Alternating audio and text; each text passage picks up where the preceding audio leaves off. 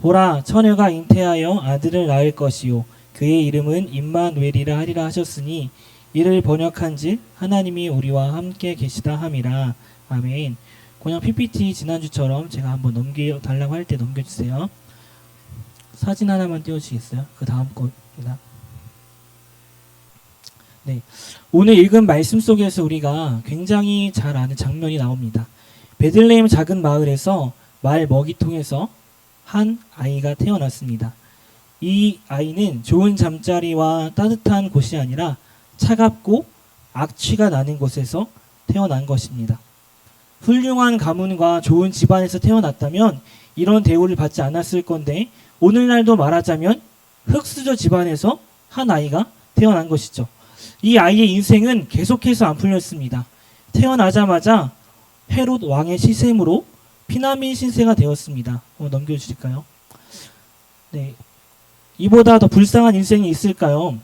자라면서 이 아이의 인생은 크게 바뀐 것이 아니었습니다. 화려한 왕궁에서 엄청난 스펙을 쌓거나 어떤 가문에서 공부를 하지 않았습니다. 사람에게 주목을 받고 이름난 선생 밑에서 좋은 교육과 화려한 준비 과정을 거치지 않았습니다. 한번 넘겨주실까요? 네, 이 사진인데요. 이 아이는 자라면서 계속해서 이상한 얘기를 했죠. 우리를 괴롭히는 로마와 싸워야 한다고 항상 말하는 그 시대의 습관 속에서, 관습 속에서 우리의 힘을 모아서 국력을 튼튼히 합시다. 이런 말을 해도 이 아이의 인생은 잘 풀릴까 말까 하는데 이 아이는 어떻게 이야기했냐면요. 로마의 압제에서 우리의 인생을 그 로마의 압제에서 벗어나서 그 삶을 하나님께로 올려드려야 한다고 이렇게 고백했습니다. 원수도 사랑해라. 그리고 오른손이 한 일을 왼손이 모르게 하라. 이해할 수 없는 말만 했습니다. 힘 없고 홀로 살 수 없는 사람들에게 그를 아껴주고 사랑했습니다. 이 아이가 성인이 되어서 한 것은 멸시천대받던 사람들과 함께한 것뿐이 없는데 이 청년의 삶은 이렇게 마감을 하게 됩니다. 넘겨주세요. 네, 참혹한 십자가뿐이었습니다. 힘없는 사람과 함께해주고 약한 사람과 함께해주고 그리고 다른 사람을 사랑하고 원수를 사랑하고 내 이웃을 내 몸과 같이 사랑해라 이런 말을 한 것뿐인데 그 시대의 최고의 형벌인 십자가형을 받았습니다. 외롭게 태어나서 힘없는 자들과 함께 살다가 비참하게 버려진 것이거든요. 이것이 우리가 잘 아는 예수 그리스도의 탄생과 그리고 마지막 죽음입니다. 예수님께서는 좋은 곳에서 자신의 권위와 직위를 내려놓고 모두 다 내려놓고 이 땅에 오셨습니다. 한번 넘겨주실까요? 오늘날로 따지면 궁전에서 하나님의 아들로서 정말 많은 것을 누리고 살 수 있었음에도 불구하고 자신의 모든 것을 내려놓고 이 땅에 오셔서 많은 어려움과 힘듦을 당하고 십자가에 못 박혀 돌아가시게 되었죠. 큰 궁전이 아니라 추운 벌레가 나오고 똥이 가득한 그런 곳에서 태어났습니다. 이 말씀을 준비하다가요. 한 가지 또 전사님이 체험한 것이 있는데 전사님은 대학원에 기숙사에 삽니다. 기숙사에 사는데 대학원 기숙사에 어떤 일이 있었냐면 갑자기 화장실이 고장이 나서 물이 안 내려가는 사건이 발생했어요. 자, 그렇다고 한다면 이 기숙사의 화장실에서 계속해서 변이 쌓이고 그 소변이 쌓이고 그래서 너무나 더러운 그 상태가 되어버렸어요. 잠시 하루 동안도 그렇게 삶이 어렵고 힘들고 눈살이 찌푸려지게 되었는데요. 이 아이의 삶은 예수님의 삶은 모든 삶이 이런 삶이었습니다. 다른 곳에서 인정받지 못하고 좋은 조건에서 자란 것이 아니라 정말 최악의 조건에서 삶을 사신 것이죠. 그런데 이 예수님께서 이 땅에 오신 이유는 우리의 죄를 구원하러 오신 거예요. 그런데 오늘 말씀 속에서는요. 요것과는 조금 다른 시선으로 보게 됩니다. 오늘 말씀 아까 위에 올려주시게 되면 말씀이 나오거든요. 네. 우리 오늘 말씀인데 다시 한번 읽어보겠습니다. 시작. 보라, 처녀가 잉태하여 아들을 낳을 것이요 그의 이름을 임마누엘이라 하리라 하셨으니 이를 번역한즉 하나님이 우리와 함께 계시다 함이라. 아멘. 오늘 말씀 속에서 예수님께서 임마누엘 예수님인데요. 이 이름의 뜻은 하나님이 우리와 함께 계신다라는 이름이에요. 혹시 여러분의 이름의 뜻이 있나요? 전도사 이름이 뭘까요? 전도사 이름 아는 친구. 전도사 이름은 태연입니다. 넘겨주세요. 전도사 이름은 태연인데 전도사님이 학창 시절에 굉장히 많은 놀림을 받고 자랐습니다. 어떤 이유 때문이었냐면 넘겨주세요. 한번 넘겨주세요. 네. 전도사님과 똑같은 더 넘겨주세요. 전도사님과 똑같은 이름을 가진 아이돌이 있었기 때문이에요. 태연이라는 소녀시대의 리더가 전도사님과 이름이 똑같았는데요. 전도사님이 어디 학교, 대학교에 가서 전도사님 선배한테 엄청 혼났어요. 나는 태연과 같은 이름을 생각하면 이 사람이 떠올랐는데 저를 보자마자 환상이 깨졌다면서 저를 굉장히 괴롭히는 거예요. 그런데 진짜예요. 전도사님이 대학교 때 1학년 때 이 태연이 어느 정도의 인기가 있었냐면 전도사님이 누가 있을까 한번 찾아봤거든요. 넘겨주세요. 지금 말로 하면 노제나 카리나 아니면은 방탄소년단과 같은 정말 유명한 사람이었어요. 자, 그런데 이 너무나 사람들이 좋아하는 이 태연이 저랑 이름이 같다는 이유로 너무나 많이 괴롭힘을 당했어요. 그래서 전도사님 어느 정도까지 생각했냐면 너무 짓궂은 장난에 버티지 못해서 내가 계명을 해야겠다. 나는 더 이상 태연으로 살 수 없어. 나는 계명을 해야지라는 생각까지 하게 됐습니다.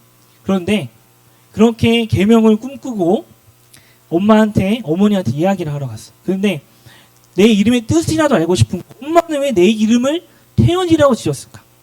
엄마, 내 이름의 뜻이 뭐예요? 라고 물어봤습니다. 근데 전도사의 이름의 뜻은 무엇이냐면 태연은 클 때의 이끌연입니다. 크게 이끌라고 전도사님의 아버지가 저를 그렇게 지어주신 거예요. 그 이름을 듣고 나니까 조금 전도사님 보는 시선이 달라지게 된 거예요. 이렇게 좋은 이름의 뜻을 가지고 있는데 내가 굳이 조금 어렵다고 해서 괴롭힘 당한다고 해서 바꿀 필요가 있을까라는 생각을 했어요. 자, 여러분의 이름의 뜻이 있나요? 우리 가온이 이름의 뜻이 뭐예요? 세상의 중심이 되라. 야, 지금 딱 지금 중심에 서 있잖아요. 그렇죠? 다른 데 없고 딱 중심에. 전도사님 잘 보이는 전도사님 지난주 영상을 봤는데 가온이랑 전도사님 비율이 5대5였어. 그래서 내가 설교하는 건지 가온이가 설교하는 건지. 자, 또 채연아, 너 이름 뜻은 뭐야?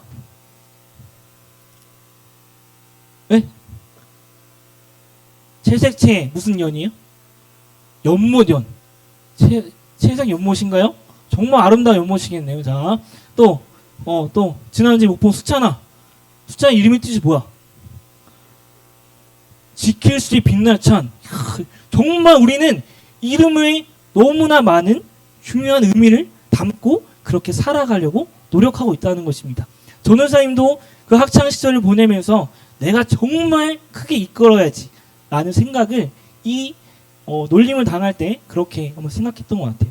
그런데 예수님도요, 이름에 뜻이 있었죠. 아까 같이 봤죠.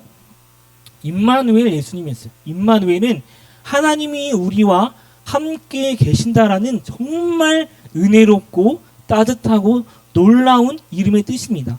그런데요, 예수님께서 하나님께서 이렇게만 말씀하신 것이 아니라 또 말씀 속에서 우리에게 이렇게 증언을 하고 있습니다. 이렇게 볼 수 있죠. 자, 여기서 보라라는 것은 우리 친구들이 깊게 볼 필요는 없겠지만 이 보라는 최대의 감탄사입니다.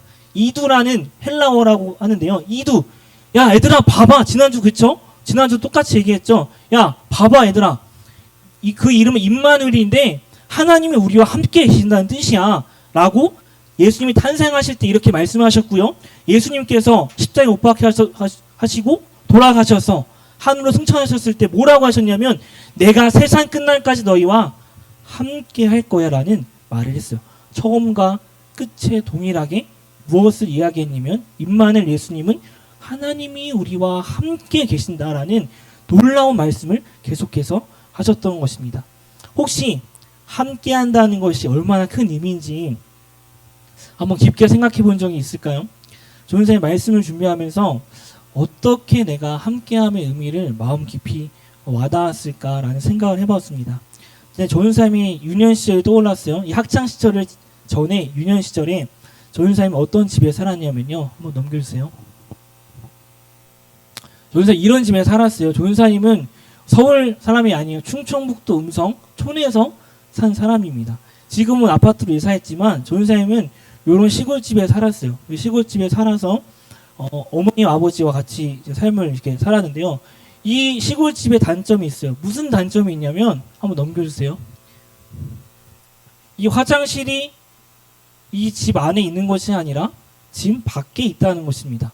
자, 그리고 여러분이 생각하는 편한 시설이 아니라 정말 네 그쵸? 영화에서나 볼 법한 이 화장실이 있었어요. 여름엔 괜찮아요. 겨울에는 어떻게 했냐면 너무나 추운 겨울에 이 화장실이 여기 있는 것이 아니라 예를 들면 저기 뭐 1층 뭐 본당 그런 위치에 멀리 있었거든요. 너무 춥고 너무 무섭습니다. 그래서 저녁에 화장실을 갈 때 어떻게 했냐면 엄마와 아빠와 둘 중에 한 명을 데려왔어요. 너무 무서워. 여기 빠지면 진짜 죽거든요. 그렇죠? 뭐 핸드폰도 없어요. 그래서 아빠한테 아빠 화장실에 한번 같이 가주세요라고 했는데 아빠가 단칼에 거절을 했어요. 그래서 어떻게 했을까? 그거 어떻게 했을까? 수찬이 아빠 같이 화장실 안 가주면 어떻게 해요? 에? 뭐라고? 아, 때를 써요. 또. 에? 엄마 찬스도 안 돼. 아빠 찬스, 엄마 찬스 안 돼. 어떻게 하냐면 혼자 가는 거예요. 혼자 가는데 너무 무서운데 전사님이 가다가 이런 소리를 들었습니다. 한번 아까 그 영상 소리만 한번 들어주실까요? 7살 때 충격을 금치 못할 무서운 소리를 저녁에 들었습니다. 볼륨 좀만 높여주세요. 이게 무슨 소리일까요? 네? 이게 조그맣게 들리는데 너무 크게 들린 거 그때는. 이게 무슨 소리냐면 다음 사진을 보여주세요. 이 사진 아닌데? 네. 그만 들으세요. 네. 이 고라니 소리였거든요. 이 새벽에, 꼭두 새벽 12시가 넘어서 화장실을 가는데 이 고라니가 이렇게 지금도 무서워 보이는데, 저녁이 되면 이 눈이 엄청 반짝반짝거리거든요. 거기서 이런 소리를 들었을 때 너무 무서운 거예요. 그래서 화장실 가다가 다시 복귀를 해서 다시 얘기했습니다. 아빠, 한 번만 가주세요. 라고 해서 같이 갔어요. 같이 가서 이제 그렇게 볼일을 해결하는데 조윤사님이 아빠한테 항상 했던 얘기가 있어요. 뭐라고 했냐면 아빠, 밖에 같이 있지? 아빠, 밖에 계속 있지라는 것을 계속 물어봤어요. 그랬을 때 아빠가 조윤사님 뭐라고 했냐면 밖에 너와 함께 있어. 밖에 나도 있어라는 말을 들었을 때 정말 안심이 되는 그 한마디였거든요. 조윤사님의 그냥 우스갯소리 예화이긴 하지만 추운 겨울에 너무나 힘차게 불렀던 아빠의 그 이름, 그리고 아빠가 조윤사님한테 다시 이야기했던 함께 있어라는 그 너무나 작은 한마디에 세상 모든 것을 가질 것 같은 위안을 얻었다는 것입니다. 그런데요, 사람은 영원하지 않습니다. 사람은 정말 영원하지 않아요. 조윤사님이 말씀을 준비하면서 조금 슬펐던 이유는 조윤사님 아버지가 오래전에 돌아가셨습니다. 사람은 영원하지 않아요. 이 추억 속에 함께 있는 건데요. 그렇지만 하나님께서는 뭐라고 얘기하냐면 내가 너와 세상 끝날까지 함께 할 거야 라는 말을 해주셨어요. 지금 아버지는 안 계시지만 조윤사님의 큰 힘과 큰 위로가 되는 것은 하나님께서 전도사님과 지금 항상 함께 삶을 산다는 것입니다. 추운 겨울날 그 어려움 속에서 아빠 이름 불렀을 때 힘이 되었던 것처럼 여러분이 지금 너무나 어려운 추운 겨울 코로나 시국을 지나고 있습니다. 그 시국 가운데 우리는 누구에게 의지하고 있나요? 우리는 누구를 따르고 있나요? 우리는 누구를 힘차게 이름을 부르고 있나요? 우리는 다른 것을 부르는 것이 아니라 오늘 말씀처럼 함께 계시는 예수님의 이름을 힘차게 같이 부르는 고등부 친구 되길 소망합니다. 아멘이십니까? 다음 사진 한번 보여주세요. 어느 36개월 된, 34개월, 35개월 된 아이의 이야기입니다. 아이가 염소 목장에 갔는데요. 염소 목장에 뭐가 있을까요? 네, 누가 말했어요? 염소 목장에 염소가 있어요. 염소 목장에 갔는데 그 아이가 어떻게 했냐면 이 염소의 뿔을 계속 만지는 거예요. 그 할아버지가 이 손자를 보면서 어떻게 이야기했냐면 너무나 궁금했던 게 있어요. 왜 어떤 것이 궁금했을까? 이 할아버지가 아이를 보면서 내가 저 나이 때 염소를 보면서 두려워 벌벌 떨었는데 어떻게 저 손자는 저 염소를 보면서 뿔을 만질 수 있었을까? 이렇게 물어봤다고 합니다.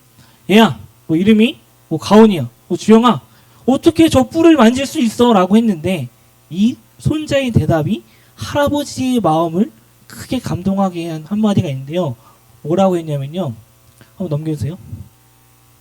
이 아이가 여기 염소목장 오기 전에 할아버지가 선물을 해줬는데 어떤 선물을 했냐면 호랑이 인형을 선물해 줬어요. 아까 그림에는 보이지 않았지만 호랑이 인형을 딱 옆에 두고 염소 뿔을 만진 거예요. 그 아이가 이렇게 얘기했습니다. 할아버지, 나한테는 호랑이가 있잖아요 라는 말을 한 거예요. 넘겨주세요. 이 호랑이가 자신에게 힘이 됐다는 것입니다. 호랑이 인형이 아무것도 아닌 호랑이 인형이 염소를 만지게 할 만큼 큰 힘을 주었는데 우리는 호랑이 인형과 비교도 되지 않는 정말 하나님, 예수님께서 우리와 함께 한다는 마음이 있을 때 이 염소가 비교도 되지 않는 큰 그 장벽을 이길 줄 믿습니다. 아멘이십니까? 다음 사진 넘겨주세요. 우리가 그 베드로의 이야기도 한번 볼 필요가 있습니다. 베드로의 이야기. 베드로가 큰 폭풍을 만났을 때 예수님께서 함께 계셨지만 그 베드로는 두려워서 그 바다를 건너지 못했습니다. 하나님이 너와 함께 할 거라고 말해줬는데 우리는 그 사실을 인지하지 못하고 인식하지 못하고 두려워 벌벌 떨고 있어요. 하지만 베드로가 눈을 들어 예수님을 바라봤을 때 그 바다를 실제로 건너게 되는 사건이 나오게 되는 것이죠. 오늘 말씀 속에서 우리가 깨닫고 도전받고 느낄 수 있어야 되는 것은 오늘 그냥 전사님이 예수님이 너와 함께 하셔라는 말을 듣고 끝난다면 베드로가 물을 건너지 못했던 상황이 되는 것이죠. 그렇죠? 하지만 눈을 들어서 정말 예수님을 인격적으로 바라보고 깨닫고 도전받았을 때 그 어려운 바닷길을 폭풍을 뚫고 건넜던 베드로의 삶처럼